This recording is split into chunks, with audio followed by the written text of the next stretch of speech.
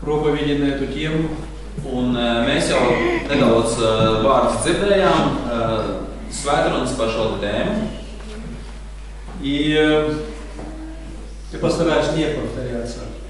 Es pacentīšos neatkārtot šīs domas. Но это очень важная тема, потому что она касается всех нас. Bet šī tēma ir ļoti svarīga, tāpēc, ka šī tēma ir attiecībā uz mums ikvienu.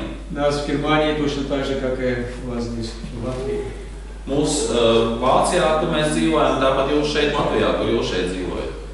И смотря вокруг нас в различных странах, Un skatoties arī dažādās valstīs, kuras mums apkārt atrodas. где сейчас беспокойство, Arī, kur ir visādi nemieri. во всяком случае внешнее беспокойство, Vispār tā skatoties, kur ir ārēji nemieri. то тоже возникает вопрос, как же это возможно, что, например, как в Украине, русские идут против украинцев, украинцы против русских. Un, piemēram, skatoties arī Ukrainā notikums, kad Krievu cilvēki iet pret Ukraiņu cilvēkiem, Ukraiņu cilvēki pret Krieviem. Но, искренне говоря, это и у нас в стране тоже не намного иначе. Un, ja tā skatās, tad arī mēs par savu valstu varam teikt, ka mums neiet labāk. С тем различием, что это бой идет в скрытом виде. Tikai tādā atšķirībā, ka tās cīņas norisinās neredzamā, apslēptā veidā. И как раз об этом скрытом я хотел говорить. Un tieši par šo te apslēpto cīņu es gribētu arī kaut ko teikt. И здесь речь идет о том, что если Господь заключит небо, то вот в 13 стихе, который мы читали, Un tā kā 13. pantā mēs lasījām par to, ka ja Dievs aizslēgs debesis и не будет дождя. un nebūs vairs lietus, А не будет дождя, это значит, это образ духовного пробуждения, это образ духовного благословения. un lietus tas ir kā tāda līdzība garīgai atjaunotai, garīgai atmodai. Мартин Лютер как-то сказал, Mārtiņš Luters kādreiz teica tā. это было во время реформации, и коротко после этого, да, там было определенное пробуждение. Un tas bija kāds laiciņš īsi pēc reformācijas, kur bija tāda pamošanās un atmoda. Когда Лютер сказал, дело не в том, не в наших традициях, или как мы там оплачиваем наши грехи, так сказать. Un viņš teica to, ka nav tik svarīgi tās tradīcijas, kādā veidā mēs savus grēkus apraudam. А наше спасение сокровенно в нашей вере по отношению к Господу Иисусу. Bet viņš teica, ka mūsu glābšana ir vairāk mūsu attiecībās ar Jēzu. И он сказал в то время, сейчас у нас еще есть весенний дождик. Mūsu ticībā Jēzum, viņš teica, un pašlaik ir kā tāds pavasara lietutiņš ir atnācis.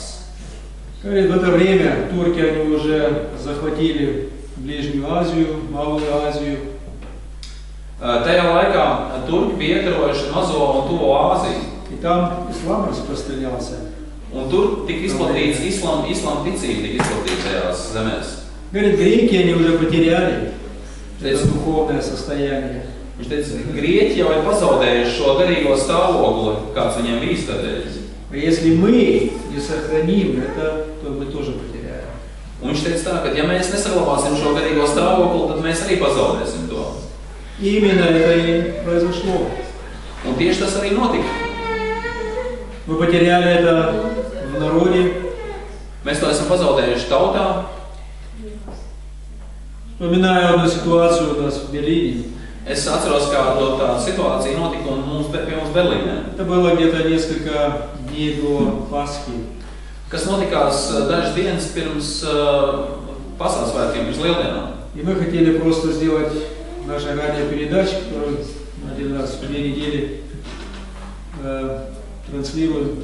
Un tādā mazā radio pārraidē, ko mēs ik pa 2 nedēļām pārraidam vietējā radiostacijā.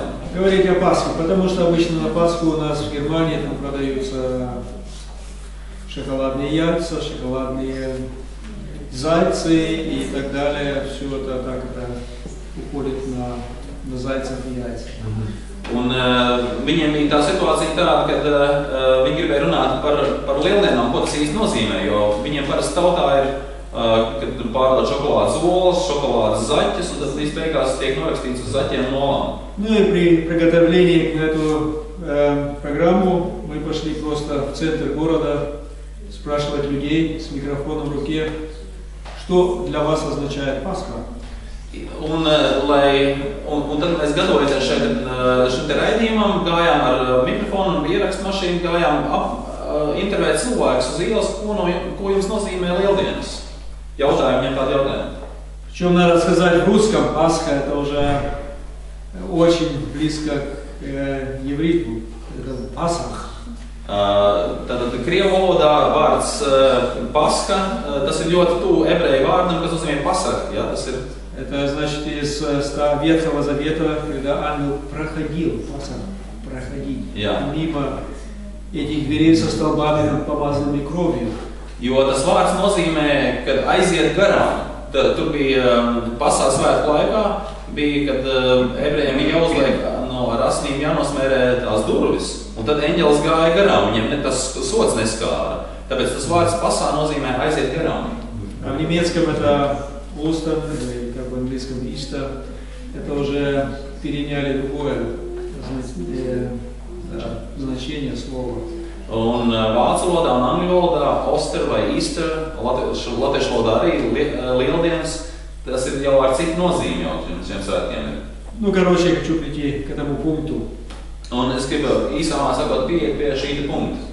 Когда так спрашивали людей, kad mēs gājām pa pilsētu un tā cilvēkiem jautājām vienam pēc otra. Ну да, многие говорили, да, это праздник весны, пробуждение природы и так далее. Un tad cilvēki atbildēja, teica, tas ir pavasara svētki, daba mostās no ziemas miega. Когда спрашивали, а что кроме этого? Un tad mēs jautājām tā, bet bez tā vai ir vēl kaut kāda nozīme šiem svētkiem?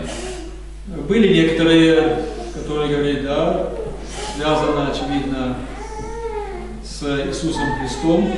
Un daži cilvēki tomēr zināja, viņi teica, jā, tomēr ir kaut kas saistībā ar Jēzus Kristu arī tajos svētkos. Потом мы встретили двух девушек, наверное, 15-16 лет было. Un tad mēs satikām divas jaunas meitenes, 15-16 gadu vecas. И их просто спросили, вы слышали что-нибудь о Иисусе Христе? Un viņiem jautājām, vai jūs esat kaut ko dzirdējuši par Jēzus Kristu? Нет. Nē, mēs ne. Вообще не знаете, кто это? Vispār neziniet, kas viņš tāds ir? Первый раз слышите это имя? Pirmo reizi tikai dzird, jā, par šādu vārdu. Потом одна говорит, а что-то как-то связано с религией. Un tad otra teica, tas laikam kaut kas saistīts ar reliģiju varētu būt. Потом выключили микрофон и спросили, вы откуда? Un pēc tam mēs izslēdzām mikrofonu un teicām, no kurienes jūs esat? Они говорят, ну да, мы там где-то вблизи, просто как-то на побережье Балтийского моря. Viņas bija atbraukuši no Rostovas, tas ir pie Baltijas jūras Vācijā. И оказалось, что во времена коммунистов Un izrādījās, ka komunistu laikā там, очевидно, веру так искоренили, вырвали с корнями. Kad ticību tajā laikā tik ļoti izsakņoja un izrāva visām saknēm ārā. Что люди сейчас, чтобы наполнить этот духовный вакуум, занимаются более оккультизмом, нежели верой. Kad cilvēki, lai šo garīgo tukšumu un vakumu aizpildītu, viņi nodarbojās ar okultismu un citām tādām lietām, lai nepaliktu tukšā. Как и эти молодые девушки, которые коммунизма не знают, tāpat arī šīs jaunās meitenes, kas nezināja komunistu laikus, они о Христе не слышали. viņi arī nebija dzirdējuši par Kristu neko. И таким образом именно вот это, можно сказать, пророчество Лютера сбылось в нашей стране. Tādēļ arī šī, tā sakot, Lutera pravietojums vai paredzējums, kad viņš notika tieši Vācijas zemē pie viņiem. Но я думаю, нам не надо гадать о том, в каком состоянии находится страна, ваша и наша. Bet mums tik daudz nav jāuztraucās par to, kādā stāvoklī ir visa valsts, mūsu valsts vai jūsu valsts. Нам нужно прийти именно к этому к этому Слову Божьему. Bet mums ir jānonāk tieši pie šī Dieva vārda, kas šeit rakstīts. Что мы осознаем, в чем заключается грех. Lai mēs saprastu to, iekš kā tad pastāv grēks. Вчера был день реформации. Vakardien bija reformācijas diena, reformācijas atceres diena. Это через 3 года, по-моему, будет 500 лет, как Лютер принял тезисы. Вчера тоже там упомянули. Šķiet, ka pēc 3 gadiem būs 500 gadi apritēs kopš Mārtiņš Luters pienegoja 95 tēzes pie baznīcas durvīm. Но в то время именно Лютеру ему было недостаточно просто жить в этих традициях христианских. Un arī tajā laikā Luteram viņam nebija pietiekoši, viņš nebija apmierināts ar to, kā dzīvot vienkārši esošajās baznīcas tradīcijās. Он хотел пережить Господа, нечто иметь живое отношение с Ним. Viņš gribēja piedzīvot Dievu, viņš gribēja, lai viņa attiecībās ar Dievu būtu kaut kas dzīvs, ne tikai tas pierastais. Он чувствовал, что он не мог справиться со своими грехами. Viņš jūt, ka viņš netiek galā ar saviem grēkiem. Несмотря на то, что он был монахом и старался следовать. Neskatoties uz to, ka viņš bija mūks un viņš centās sekot Dievam. По своей человеческой силе мы с этим не можем справиться. Un tas tā ir, ka mēs ar savu cilvēcīgo spēku, ar savu grēku netiekam galā. Но чудесное обетование, которое Бог нам здесь дает, bet tas brīnišķīgais Dieva apsolījums, ko viņš mums dod šeit, заключается в том, что если народ мой смирится, rakstīts ir tā, ka ja mana tauta pazemosies, смиряться это нечто, чему наша плоть противится. bet pazemoties tas ir kaut kas tāds, kur mūsu dabīgais cilvēks vai mūsu miesa pretojās tam. Там, потому что плоть, она не хочет унижаться. Tādēļ, ka miesa viņai netīk pazemoties, nepatīkas. Но без этого мы не осознаем, не можем осознать действие греха. Bet bez tā mēs nevaram saprast līdz galam grēka darbību un grēka sekas. В послании Римлянам, в 8 главе, Vēstulē Romiešiem 8. nodaļā, в 29 стихе, 29. pantā. Слово говорит: «Ибо кого он предузнал, тем и предопределил быть подобными образу Сына Своего». Jo kurus viņš sākumā nozīmējis, tos viņš nolēmis darīt līdzīgus sava dēla tēlam. И это нечто, что Бог предусмотрел, предопределил. Un tas ir tas, ko Dievs ir iepriekš paredzējis un iepriekš nolēmis. Это значит, у меня нет поистину выбора, если я хочу идти с Господом. Un tad pēc būtības ir tā, ka man nav vairs nekādas izvēles, ja es gribu iet jau sekot Jēzum, tam kungam. Чтобы оставаться в своем старом образе. Kad es vairs tādā gadījumā man nav izvēles palikt vecajā dzīvesveidā. Это то, что мы сегодня утром уже слышали о Лазаре, который был связан этими гробовыми пеленами. Tas ir kaut kas līdzīgs tam, par ko mēs runājām šorīt no rīta, par Lāceru, kurš bija sasiets ar savām sviedrautiem, ar ko viņš bija ieguldīts kapā. И их нужно отложить. Kad viņus ir jānoliek pie malas. И быть преобразованным в образ Христа, это значит быть измененным. Tad būt pārveidotam Jēzus Kristus līdzībā, tas nozīmē būt izmainītam. А это значит также идти путем Христа. Tas arī nozīmē, ka iet šo Kristus ceļu.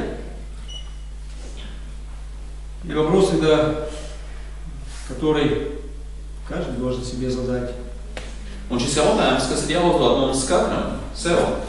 может Господь преобразовать мое сердце Vai tas kungs var pārmainīt manu sirdi в образ Христа, Kristus līdzībā, который сказал: я ничего не делаю без моего Отца Небесного. kas ir teicis, ka es neko nedaru bez savu tēva gribas vai bez savu tēva ziņas, Который всегда был связан со своим Отцом Небесным. un viņš bija visu laiku saistībā ar savu debesu tēvu un saskaņā ar viņu. Также в этой истории о Лазаре, Un arī šajā stāstā par Lāceru, когда он воззвал к небесам перед тем, как он вызвал Лазаря из гроба, kad viņš, pirms viņš sauc Lāceru ārā no šī te kapa, viņš uz debesīm pacēla acis un lūdza un sauc uz Dievu. он сказал: я сказал это, потому что я знаю, что ты слышишь меня. Un viņš teica, es to esmu teicis šiem cilvēkiem, tāpēc, ka es zinu, ka tu dzirdēsi mani, tu uzklausīsi mani. Но для народа я это высказал громко. Bet tautas šo cilvēku dēļ es to esmu arī skaļi izteicis. Значит, Господь он был постоянно связан.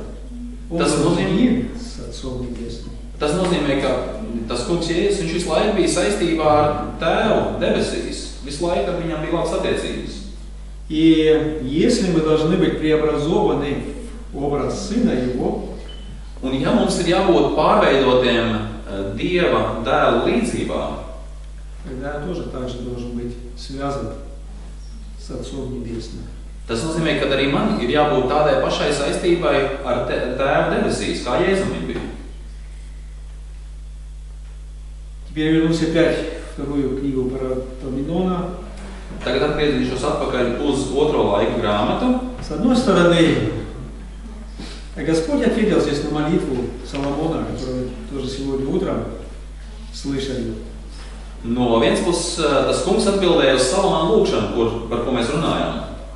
И причем он ответил на все эти пункты, которые Соломон упомянул. Un šajā te atbildē Dievs atbild Salomonam uz visiem tiem punktiem, kurus viņš lūgšanā bija sacījis Dievam. Но он также и предупредил Соломона и народ.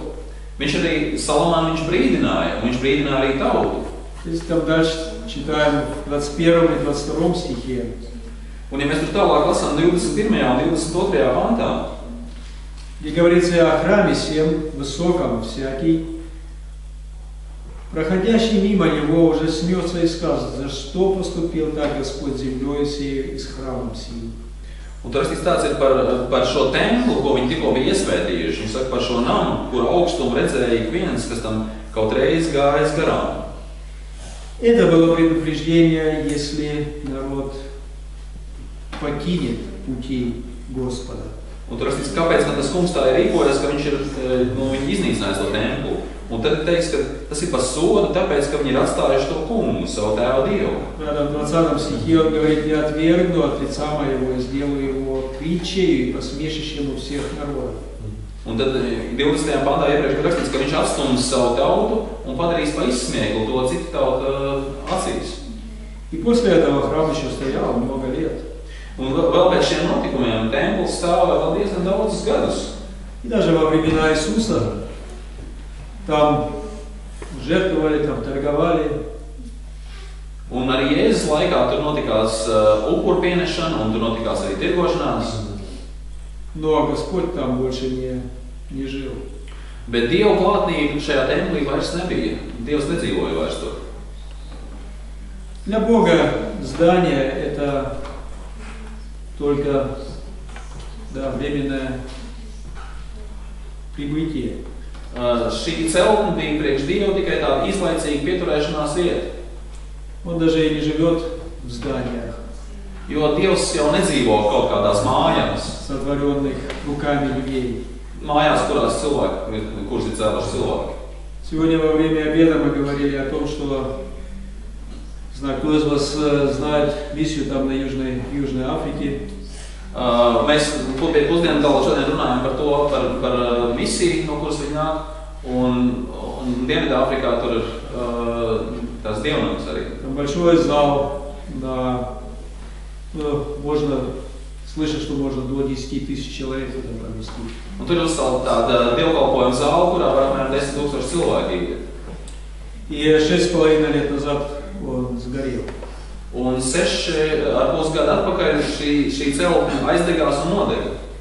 Что для нас было свидетельством от наших братьев там с Южной Африки было то, Un kas priekš mums bija kā liecība no brāļiem tur Dienvidāfrikā, что они очень мирно приняли, можно сказать, эту катастрофу и были благодарны, что там никто не пострадал. Un mums bija tā īpaša liecība par to, ka viņi ļoti mierīgi uztvēra šo te notikumu, kad nodega tā lielā ēka, bet ka viņi bija priecīgi par to, ka neviens cilvēks tur nebija gājis bojā. И один из них сказал: Господь не живет в зданиях, созданных руками людей. Un kāds cilvēks teica, ka Dievs nedzīvo celtnēs, kuras ir cilvēki būvējuši. Он живет в храме живом. Dievs dzīvo dzīvā templī. Но храм – это место святое. Bet templis tā ir svēta vieta. И очень часто слышишь: да, Господь – это же любовь. Un ļoti bieži mēs dzirdam tāds vārds, ka Dievs taču ir mīlestība.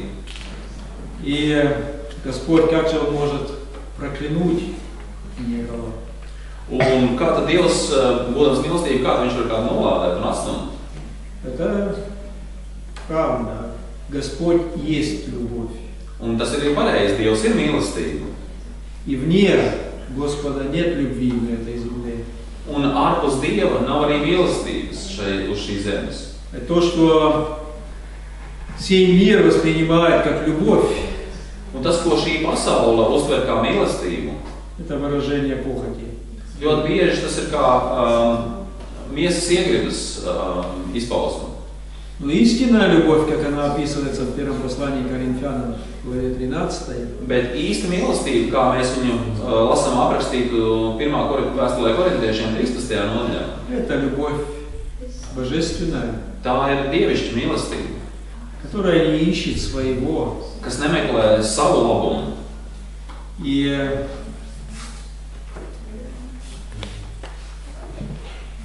эту любовь Он излил на эту землю. Un šo mīlestību viņš arī izlējis uz šo zemi. Но опять-таки же Господь, Он свят. Bet Dievs ir arī svēts Dievs. И рядом с Ним нет ничего не святого.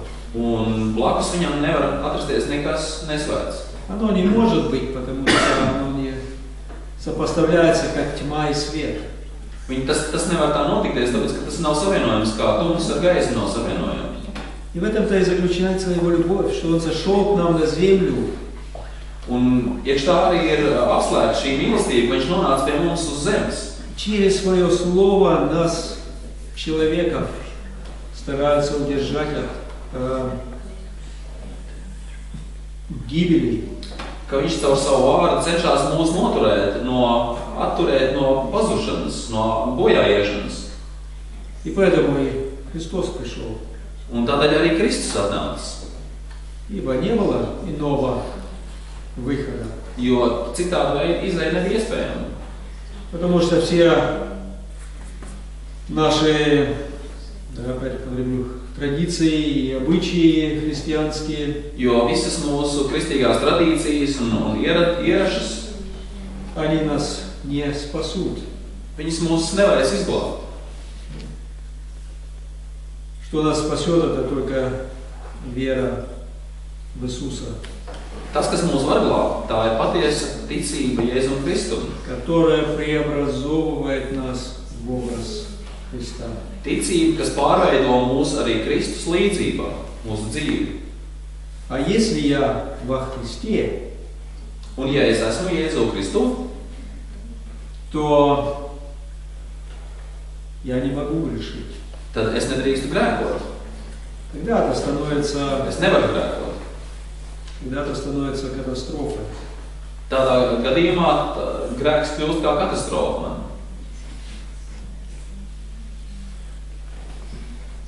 Это опять-таки послание Римлянам, 8 главе 10 стих.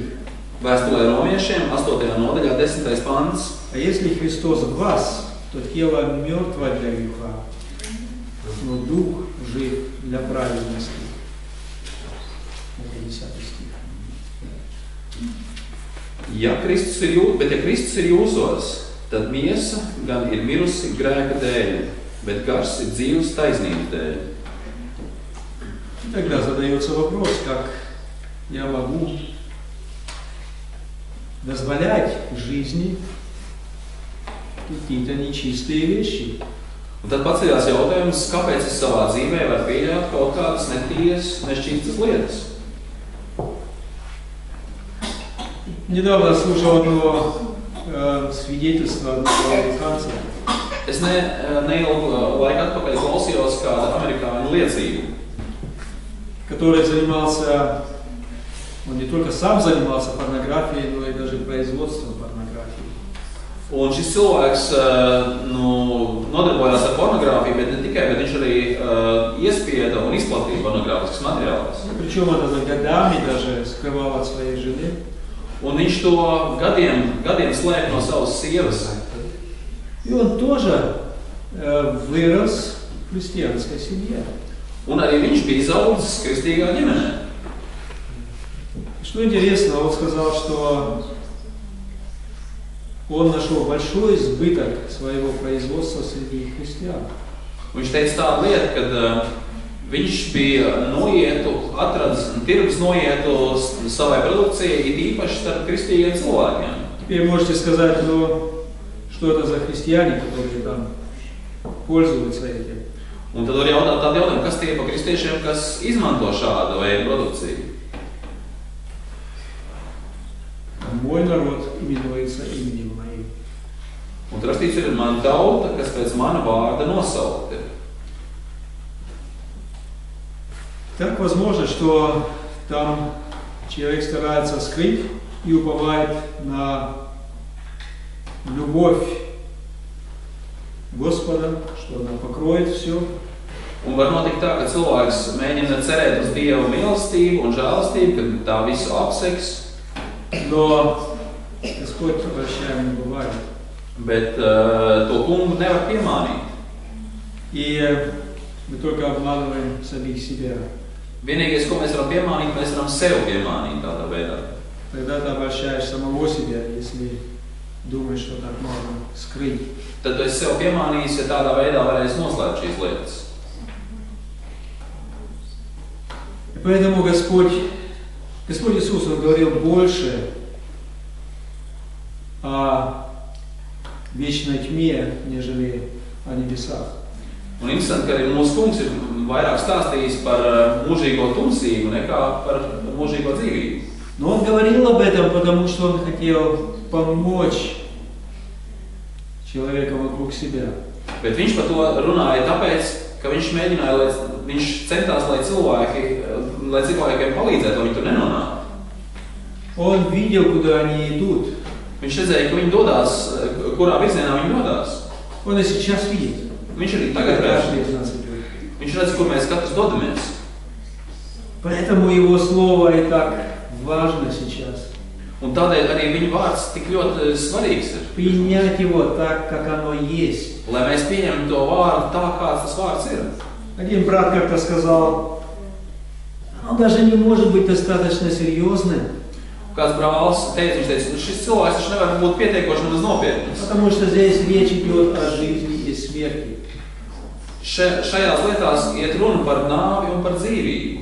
И мне не поможет, что я когда-то крестился, Un tas man nepalīdzēs, ja es kaut kad atpakaļ esmu kādreiz kristījies, что я когда-то 20 лет назад исповедовал свои грехи. vai 20 gadus atpakaļ, kad esmu kādam izstāstījis, izsūdzējis savus grēkus. И если потом так это постепенно и опять, Un ja atkal tas pakāpeniski atkal atgriezies atpakaļ, влить, может быть, в другие грехи, varbūt tas iekāsies atkal kādos citos grēkos. перестал, может быть, тогда курить, пить.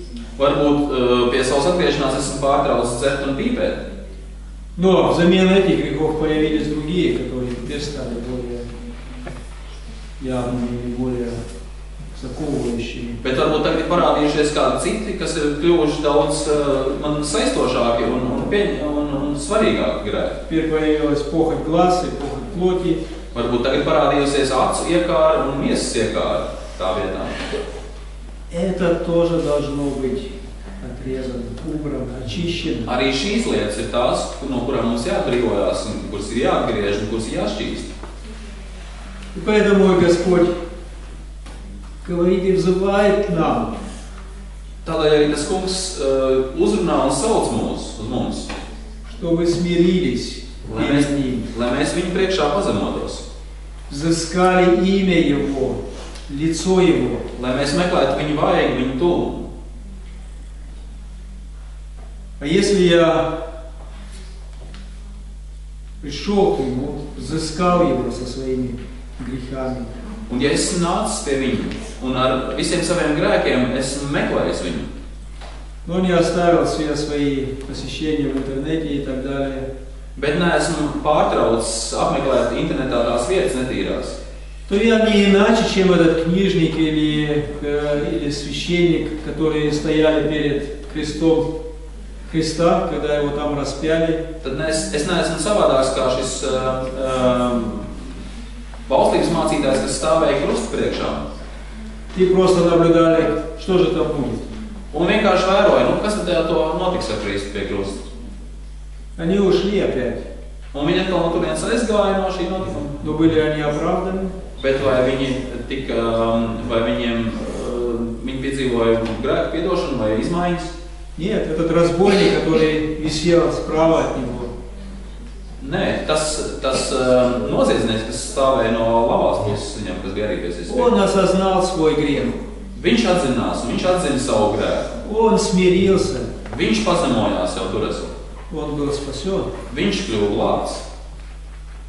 А этот книжник, который и фаризеи, стоявшие перед крестом, Bet šie rakstmācītāji un farizēji, kas stāvēja krusta priekšā, которые прелестно знали весь Ветхий Завет, Талмуд, viņi zināja tik ļoti labi, pārzināja visu veco derību un visu Talmudu.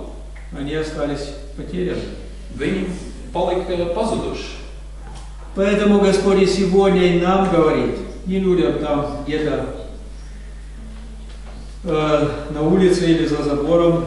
Tādēļ arī tas kungs runā uz mums, nevar būt tiem cilvēkiem, kas kaut kur aiz žoga dzīvo kaut kur pilsētā. И не моей жене, и не моим детям, а лично мне говорит. Un ne manai sievai viņš saka, un ne maniem bērniem saka, bet man personīgi viņš saka. Чтобы обратились, взыскали лицо Его и обратились от грехов. Lai mēs meklētu Dievu vaigu un novērstos no saviem grēkiem. Тогда Он говорит, я исцелю землю их. Tad viņš saka, viņš apsola, tad es dziedināšu jūsu zemi. Это значит, плоть должна умереть. Tas nozīmē, ka šai miesīgumam ir jāmirst. У нас как-то был один брат, он уже в возрасте, он из Лингаха. Mums bija kāds brālis, viņš jau ir ļoti vecs vīrs. Viņš no Lindaks ir. Такой очень любимый брат. Mēs viņu ļoti mīlam, šo brāli. Он уже в малом возрасте, в юном возрасте покаялся. Viņš jau ļoti agrā bērnībā viņš nožēloja grēkus un atgriezās. Но его сердце горит. Bet viņa sirds joprojām deg priekš Dievu. И он как-то был у нас в Берлине и тоже проповедовал на богослужении. Viņš bija kādreiz pie mums atbraucis uz Berlīnu, un viņš pie mums arī dievkalpojumā sludināja. И он говорит, у вас плоть еще живет? Viņš teica, jūsu miesīgais cilvēks vēl dzīvo? Он говорит, как это в семье, если там муж и жена, они каждого плоть, так сказать, хочет кем-то быть? Kā tas ir pie jums ģimenē, kad vīram un sievai, katram tas miesīgais cilvēks ir kaut kas būt? Это там постоянные стычки. Tad vienmēr visādas sadursmes norisinās. А если говорят, а если один умер? Bet ja viens ir nomiris, tam miesīgajam cilvēkam, по плоти, то как тогда? Kā tad norisinās šīs attiecības? Когда в зале Кто-то так это тихо сказал. Ну тогда, наверное, меньше ссоры будет. Tad zālē bija kāds cilvēks, un tad droši vien mazāk būs tādas tie strīdi. Говорит, а что, вы видели драку на кладбище?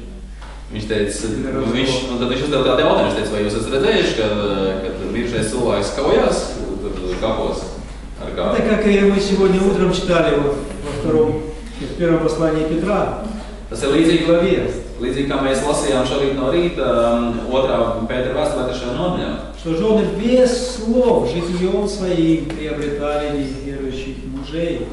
Viņš saka, kur Pēters raksta par to, ka sievas bez vārdiem savus vīrus iegū priekš Dievu. Это касается не только жен, это касается и мужей. Un tas attiecās ne tikai uz sievietēm vai sievām, bet tas attiecās arī uz vīriešiem un vīriem.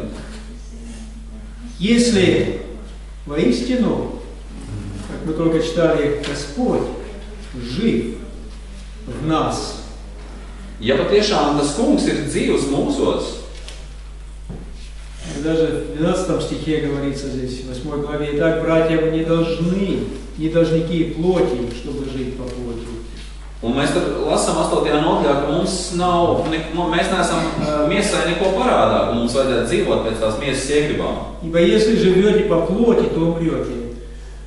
12. 13. pāns, jo ja jūs pēc miesas dzīvojat, tad jums jāmirst.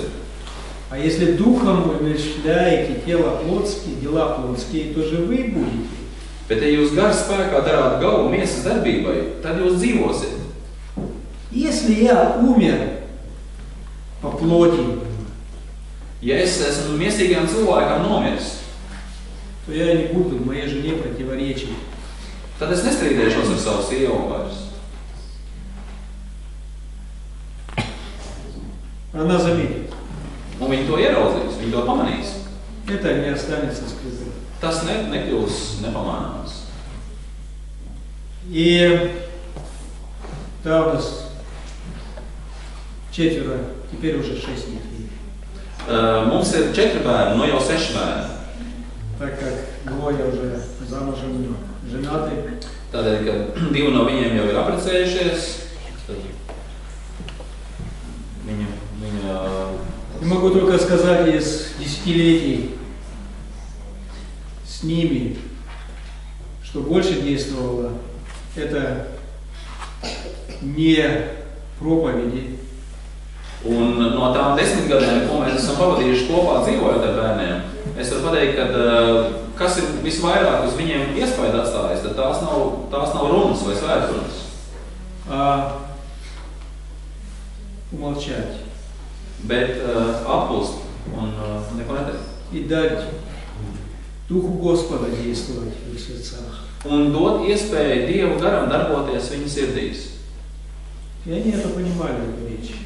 Un viņi šādu veidu valodu viņi ļoti labi saprata. И зачастую, если видят, что что-то у детей не в порядке, Un patiešām, ja var ieraudzīt, ka bērni dzīvē kaut kas nav kārtībā, то нам с женой надо было начинать у себя. tad mums ar sievu bija jāsāk pārbaudīt pašiem arī sevi. Потому что Господь дал нам детей как зеркало наших сердец и душ. Jo Dievs mums ir devis bērnus kā spoguli mūsu pašu sirdī, mūsu dvēselē. И в них мы познаем себя. Un mūsu bērnos mēs ieraugam paši sevi. Поэтому надо начинать. Суд начинается с Духа Божьего. Un tādēļ ir jāsāk pie sevis, jo Dieva sots iesākās pie Dieva nama. Он начинается с моего сердца. Un tas sākās pie manas sirds. И то, что Слово здесь и говорит про Епоменонии, Un to, ko Dievvārds saka šeit 2. laika grāmatā. если я не связан с Господом, Ja man satiecības ar Dievu nav kārtībā, то этот храм останется, он станет, здесь говорится, притчей и посмешищем. tad te ir rakstīts tā, ka tad tas Dieva nams kļūs par izsmieklu un kā par tādu satīrisku stāstu. И это оно и воистину так. Un tas patiešām tā arī notiekās. Мы можем 10 раз повторять день, да, я христианин, и Mēs varam 10 reizes dienā, mēs varam 10 reizes dienā teikt, ka jā, es esmu kristietis. И стараться убедить кого-то в том, что они должны покаяться и прийти ко Христу. Un mēs varam censties pārliecināt citus cilvēkus, ka viņiem ir jānožēlo grēku un jānāk pie Kristus. Но если этот человек не видит этой преобразующей силы в моей собственной жизни, Bet tomēr, ja tas cilvēks, kam mēs stāstam, neredz šo pārveidojošo spēku mūsu pašu dzīvē, он придет к выводу, зачем мне это? Tad viņš teiks, priekš kā tad man tas ir vajadzīgs? Еще какую-то обузду прилагать в жизни. Priekš kam tad man vēl kaut kādas nastas uzņemties, man jau tāpat pietiek. Но если человек видит действие Господа, Bet, ja tas otrais cilvēks redz tā kunga darbību pie mums, да, как мы сегодня слышали о Лазаре, когда евреи пришли увидеть Лазаря, которого Господь воскресил. Un tāpat, kā mēs šodien dzirdējām pa Lācaru, kad citi cilvēki no tautas nāca redzēt, kāds tas Lācars izskatās, kur tas kungs ir uzcēlis no mirušajiem. Так люди вокруг тебя начнут смотреть. Tā arī apkārt tev cilvēki sāks uz tevi skatīties. Что у тебя иное, Kas tavā чем у других людей? Kas tavā dzīvē ir tāds savādāks kā citiem cilvēkiem? Что делает тебя, сказала, негуманистическим? Kas tev dara citādi, vai ka tu vairs neesi tāds humanistisks, Божественным. bet tu esi dievišķs? Но путь туда Bet ceļš uz šādu stāvokli, через покаяние, šis ceļš iet caur patiesu grēku nožēlu, исповедание, caur grēku atziņu un izsūdzēšanu, через очищение. caur svētāpšanu vai šķīstīšanos. Второе послание Петра, извините, если я немножко как-то... Otrā vēstulē Pēterim,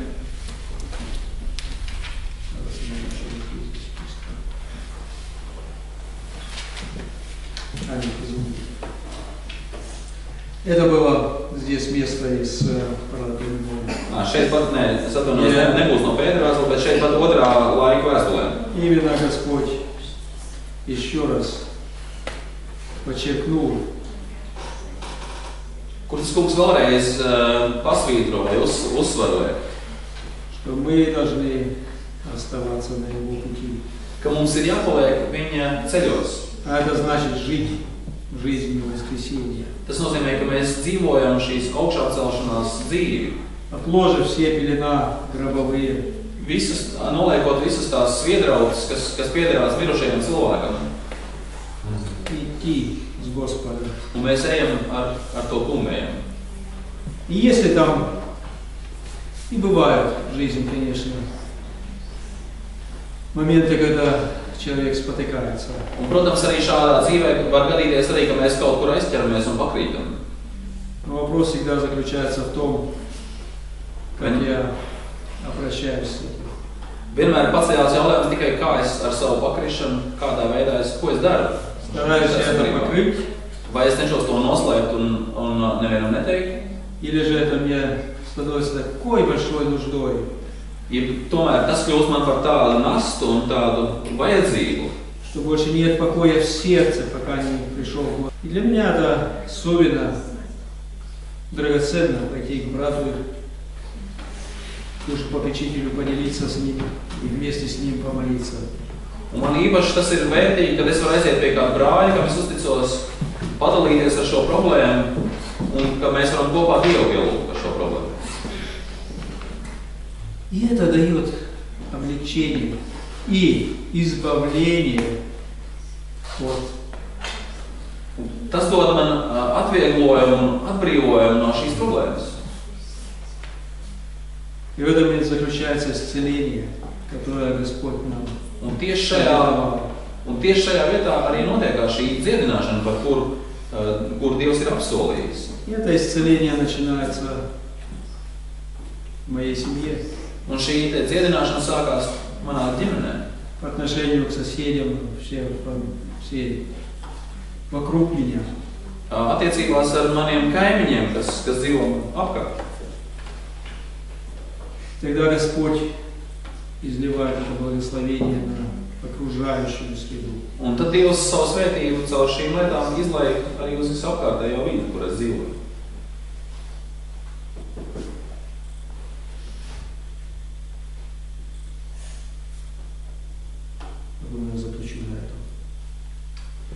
Es domāju, ka es pie šīs domas arī apstāšos.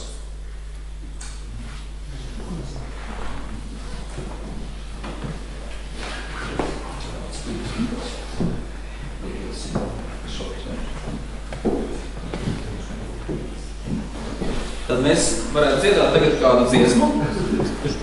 Mēs paņemam piesņu, это будет 27. piesņa. 27. dziesmu mēs dziedāsim. Un pēc tam brālis Jānis vēl paturpinās šo domu, varbūt ar kādu īsu vārdu. 27. dziesma.